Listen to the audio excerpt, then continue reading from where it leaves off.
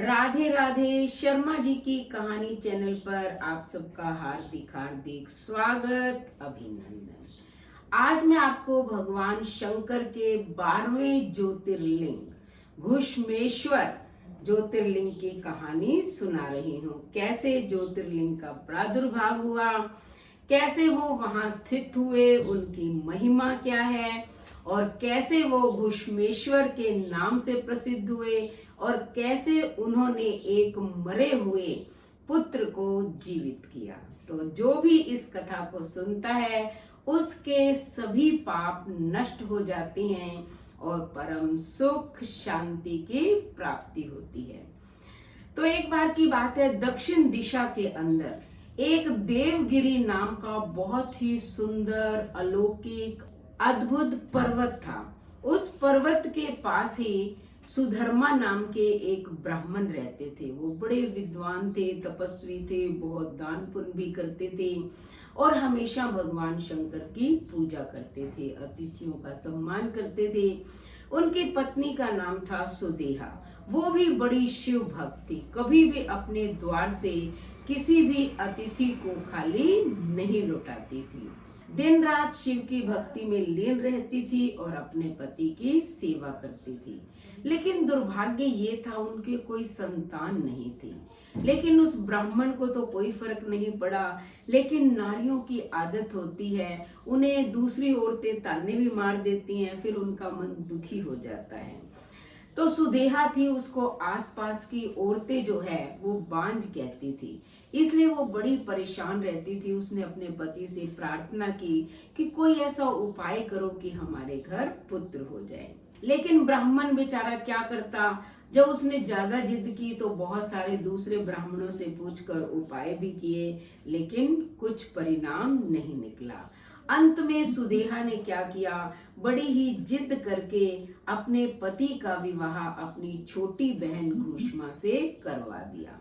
विवाह से पहले सुधर्मा ने अपनी पत्नी को समझाया कि अभी तो तुम खुश हो रही हो, मेरा विवाह करना चाहती हो, लेकिन बाद में जब उसके पुत्र होगा तो तुम्हारे अंदर ईर्ष्या की भावना जाग जाएगी, सोतिया डाह जागेगा, जिससे तुम परेशान हो जाओगी और उसका परिणाम गलत होगा।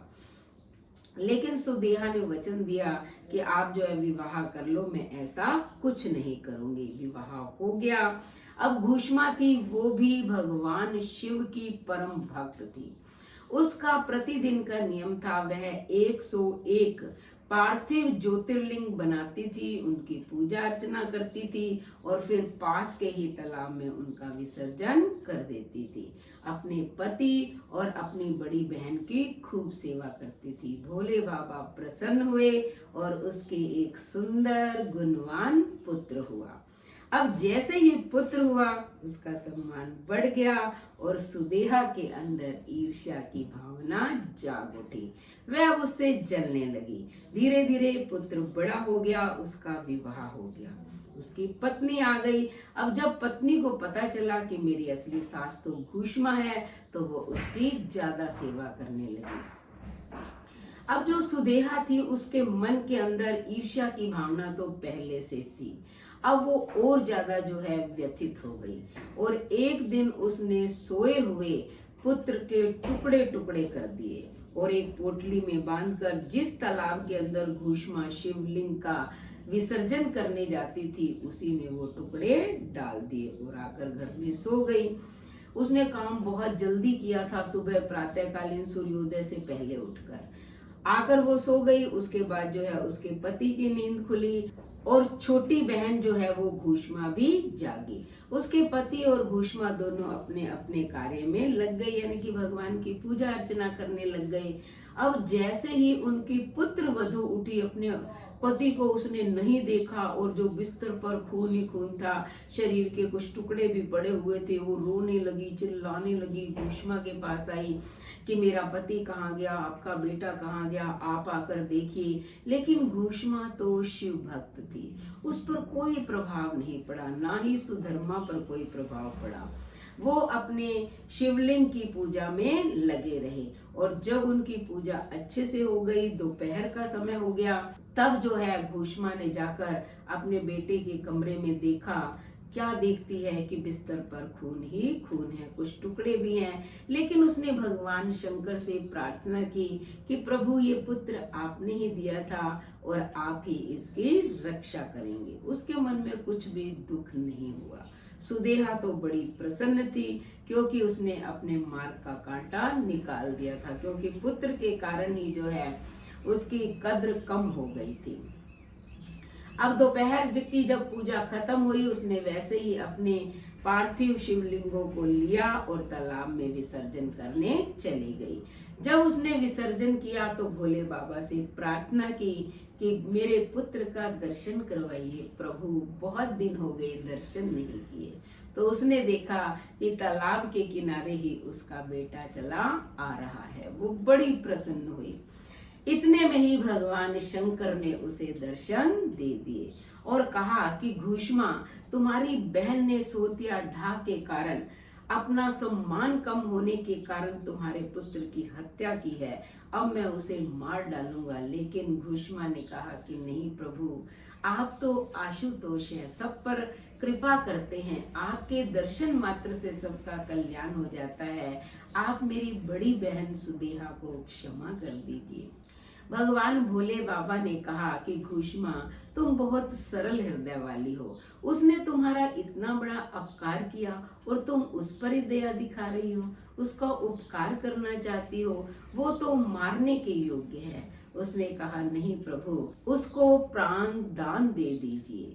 फिर जो है भगवान शंकर ने कहा चलो ठीक है, तुम कहती हो तो, लेकिन मैं तुम्हारी शिव भक्ति से बहुत प्रसन्न हूँ, मांगो, तुम कोई दूसरा वरदान मांगो।